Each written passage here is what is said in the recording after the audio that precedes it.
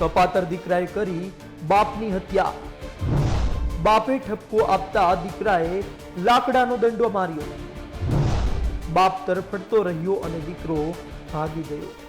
કયા બાપને પોતાનો દીકરો વહાલો ન હોય, પરંતુ શું કોઈ બાપ વિચારી શકે કે આ જ દીકરો તેના મોતનું કારણ બનશે, આ જ દીકરો તેના લોહીનો તરસ્યો બનશે?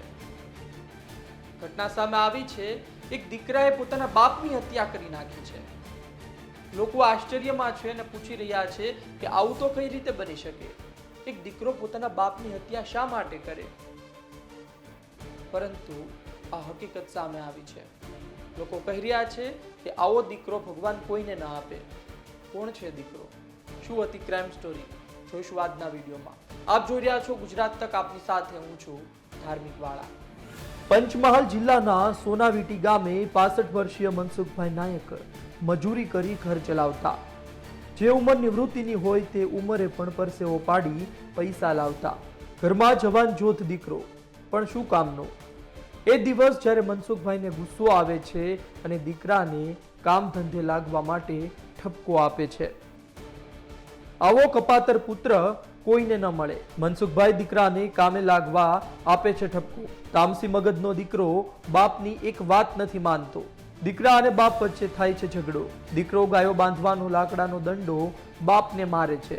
બાપ લાકડાનો દંડો વાગતા ત્યાં જ ઢળી પડે છે. દીકરો ભાગી જાય છે અને બાપ તરફડિયા મારતા મૃત્યુ પામે છે.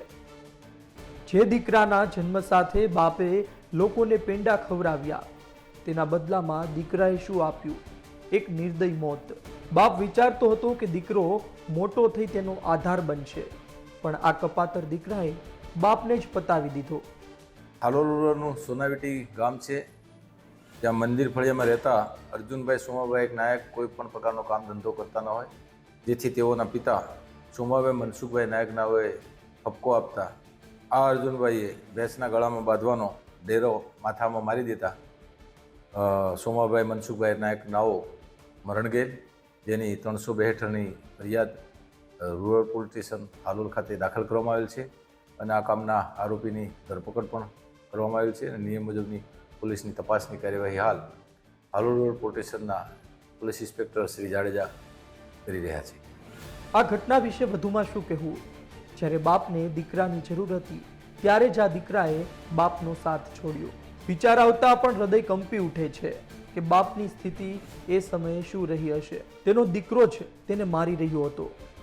ત્યારે આ બાપ બોલ્યો હશે કે હે ભગવાન, આની કરતા દીકરો ન જ દીધો હોત તો સારું. સંવાદદાતા જયેન્દ્ર ભોઈનો અહેવાલ, ગુજરાત તક, પંચમહાલ.